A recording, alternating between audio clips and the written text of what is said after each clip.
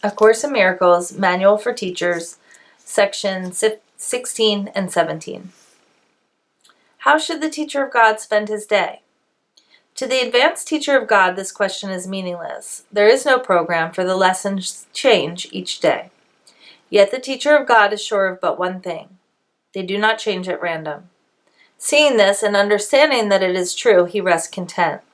He will be told all that his role should be this day and every day, and those who share that role with him will find him, so they can learn the lessons for the day together. Not one is absent whom he needs. Not one is sent without a learning goal already set, and one which can be learned that very day. For the advanced teacher of God, then, this question is superfluous. It has been asked and answered, and he keeps in constant contact with the answer.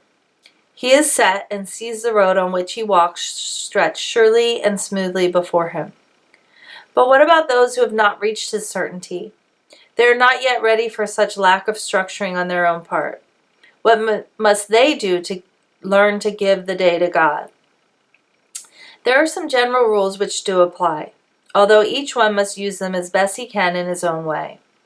Routines, as such, are dangerous, because they easily become gods in their own right, threatening the very goals for which they were set up. Broadly speaking, then, it can be said that it is well to start the day right. It is always possible to begin again, should the day begin with error. Yet there are obvious advantages in terms of saving time. At the beginning, it is wise to think in terms of time. This is by no means the ultimate criterion, but at the outside it is probably the simplest to observe. The saving of time is an essential early emphasis which, although it remains important throughout the learning process, becomes less and less emphasized. At the outset, we can safely say that time devoted to starting the day right does indeed save time. How much time should be so spent? This must depend on the teacher of God himself. He cannot claim that title until he has gone through the workbook, since we are learning within the framework of our course. After completion of the more structured practice periods which the workbook contains, individual need becomes the chief consideration. This course is always practical. It may be that the teacher of God is not in a situation that fosters quiet thought as he awakes. If this is so, let him remember that he chooses to spend time with God as soon as possible, and let him do so. Duration is not the major concern. One can easily sit still an hour with closed eyes and accomplish nothing. One can as easily give God only an instant, and in that instant join with him completely. Perhaps the one generalization that can be made is this: as soon as possible after waking, take your quiet time, continuing a minute or two after you begin to find it difficult. You may find that the difficulty will diminish and drop away. If not, that is the time to stop. The same procedure should be followed at night. Perhaps your quiet time should be fairly early in the evening, if it is not feasible for you to take it just before going to sleep. It is not wise to lie down for it. It is better to sit up in whatever position you prefer. Having gone through the workbook, you must have come to some conclusions in this respect. If possible, however, just before going to sleep is a desirable time to devote to God. It sets your mind into a pattern of rest. It orients you away from fear. If it is expedient to spend this time earlier, at least be sure you do not forget a brief period, not more than a moment will do, in which you close your eyes and think of God. There is one thought in particular that should be remembered throughout the day. It is a thought of pure joy, a thought of peace, a thought of limitless release. Limitless because all things are freed within it.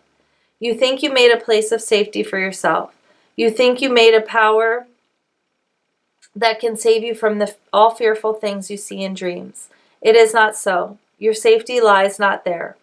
What you give up is merely the illusion of protecting illusions. And it is this you fear, and only this. How foolish to be so afraid of nothing at all. Your defenses will not work, but you are not in danger. You have no need of them. Recognize this and they will disappear, and only then will you accept your real protection. How simply and easily does time slip by for the teacher of God who has accepted his protection. All that he did before in the name of safety no longer interests him, for he is safe and knows it to be so. He has a guide who will not fail. He need make no distinctions amongst among the problems he perceives. For he to whom he turns with all of them recognizes no order of difficulty in resolving them. He is as safe in the present as he was before illusions were accepted into his mind, and as he will be when he has let them go. There is no difference in his state at different times and different places, because they are all one to God. This is his safety, and no need for more than this. Yet there will be temptations along the way the teacher of God has yet to travel, and he has need of reminding himself throughout the day of his protection. How can he do this, particularly during the time when his mind is occupied with external things? He can but try, and his success depends on his conviction that he will succeed. He must be sure success is not of him, but will be given him at any time, in any place and circumstance he calls for it. There are times his certainty will waver, and the instant this occurs, he will return to earlier attempts to place reliance on himself alone. Forget not this is magic, and magic is a sorry substitute for true assistance. It is not good enough for God's teacher because it is not enough for God's son. The avoidance of magic is the avoidance of temptation, for all temptation is nothing more than the attempt to substitute another will for God's. These attempts may indeed seem frightening, but they are merely pathetic. They can have no effects, neither good or bad, nor rewarding or demanding sacrifice, healing nor destructive, quieting nor fearful. When all magic is recognized as merely nothing, the teacher of God has reached the most advanced state. All intermediate lessons will lead but to this, and bring this goal nearer to recognition. For magic of any kind, in all its forms, simply does nothing. Its powerlessness is the reason it can be so easily escaped. What has no effects can hardly terrify. There is no substitute for the will of God. In a simple statement, it is to this fact that the teacher of God devotes his day. Each substitute he may accept is real but can deceive him. But he is safe from all deception if he so decides. Perhaps he needs to remember, God is with me, I cannot be deceived. Perhaps he prefers other words, or only one, or none at all. Yet each temptation to accept magic as true must be abandoned through his recognition. Not that it is fearful, not that it is sinful, not that it is dangerous, but merely that it is meaningless. Rooted in sacrifice and separation, two aspects of one error and no more. He merely chooses to give up all that he never had, and for this sacrifice, heaven is restored to his awareness. Is not this an exchange that you would want? The world would gladly make it, if it knew it could be made. It is God's teachers who must teach it that it can. And so it is their function to make sure that they have learned it. No risk is possible throughout the day except to put your trust in magic, for only this that leads to pain. There is no will but God's. His teachers know that this is so, and have learned that everything but this is magic. All belief in magic is maintained by just one simple-minded illusion, that it works. All through their training, every day and every hour, and even every minute and second, must God's teachers learn to recognize the forms of magic and perceive their meaninglessness. Fear is withdrawn from them, and so they go. And thus the gate of heaven is reopened, and its light can shine again on an untroubled mind. Section 17. How do God's teachers deal with magic thoughts? This is a crucial question for both teacher and pupil. If this issue is mishandled, the teacher of God has hurt himself and has also attacked his pupil. This strengthens fear and makes the magic seem quite real to both of them. How to deal with magic thus becomes a major lesson for the teacher of God to master. His first responsibility in this is not to attack it. If a magic thought arouses anger in any form, God's teacher can be sure that he is strengthening his own belief in sin and has condemned himself. He can be sure as well that he has asked for depression, pain, fear, and disaster to come to him. Let him remember then that it is not this he would teach, because it is not this that he would learn. There is, however, a temptation to respond to magic in a way that reinforces it. Nor is this always obvious. It can, in fact, be easily concealed beneath a wish to help.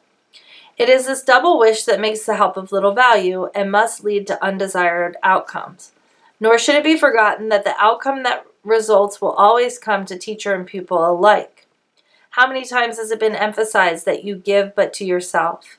And where could this be better shown than in the kinds of help the teacher of God gives to those who need his aid? Here is his gift most clearly given him, for he will give only what he has chosen for himself. And in this gift is his judgment upon the Holy Son of God. It is easiest to let error be corrected where it is most apparent, and errors can be recognized by their results. A lesson truly taught can lead to nothing but release for the teacher and pupil who have shared it in one intent. Attack can enter only if perception of the separate goals has entered, and this must indeed have been the case if the result is anything but joy. The single aim of the teacher turns the divided goal of the pupil into one direction, with the call for help becoming his one appeal.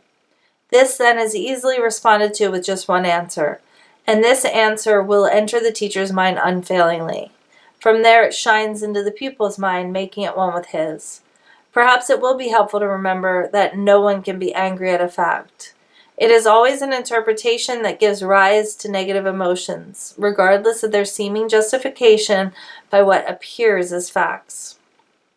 Regardless, too, of the intensity of the anger that is aroused, it may be merely slight irritation, perhaps too mild to even be clearly recognized, or it may also take the form of intense rage, accompanied by thoughts of violence, fantasized or apparently acted out.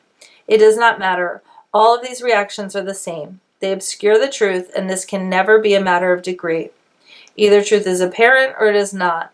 It can be partially recognized. Who is unaware of truth must look upon illusions. Anger in response to perceived magic thoughts is a basic cause of fear. Consider what this reaction means, and its centrality to the world's thought system becomes apparent. A magic thought, by its mere presence, acknowledges a separation from God. It states, in the clearest form possible, that the mind which believes it has separate will that can oppose the will of God also believes that it can succeed. That this can hardly be a fact is obvious, yet that it can be believed as fact is equally obvious, and herein lies the birthplace of guilt. Who usurps the place of God and takes it for himself now has a deadly enemy, and he must stand alone in his protection and make himself a shield to keep him safe from fury that can never be abated, and vengeance that can never be satisfied. How can this unfair battle be resolved? Its ending is inevitable, for its outcome must be death. How then can one believe in one's defenses? Magic again must help. Forget the battle. Accept it as a fact and then forget it. Do not remember the impossible odds against you. Do not remember the immensity of the enemy, and do not think about your frailty in comparison. Accept your separation, but do not remember how it came about. Believe that you have won it, but do not retain the slightest memory of who your great opponent really is. Projecting your forgetting onto him, it seems to you he is forgotten too. But what will now be your reaction to all magic thoughts? They can but reawaken sleeping guilt, which you have hidden but not let go. Each one says clearly to your frightened mind, you have usurped the place of God. Think not he has forgotten. Here we have the fear of God's most starkly represented. For in that thought has guilt already raised madness to the throne of God himself, and now there is no hope except to kill. Here is salvation now. An angry father pursues his guilty son. Kill or be killed, for here alone is choice. Beyond this there is none. For what was done cannot be done without. The stain of blood can never be removed, and anyone who bears the stain on him must meet with death. Into this hopeless situation, God sends his teachers. They bring the light of hope from God himself. There is a way in which escape is possible. It can be learned and taught, but it requires patience and abundant willingness. Given that the lessons manifest simplicity stands out like an intense white light against a black horizon, for such it is. If anger comes from an interpretation and not a fact, it is never justified. Once this is even dimly grasped, the way is open. Now it is possible to take the next step. The interpretation can be changed at last. Magic thoughts need not lead to condemnation, for they do not really have the power to give rise to guilt. and so they can be overlooked, and thus forgotten in the truest sense. Madness but seems terrible. In truth, it has no power to make anything.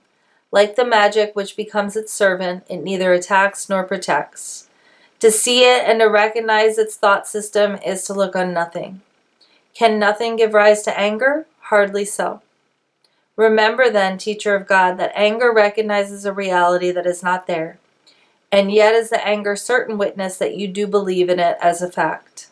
Now is escape impossible until you see you have responded to your own interpretation, which you have projected on an outside world. Let this grim sword be taken from you now. There is no death. This sword does not exist. The fear of God is causeless, but his love is cause of everything beyond all fear, and thus forever real and always true.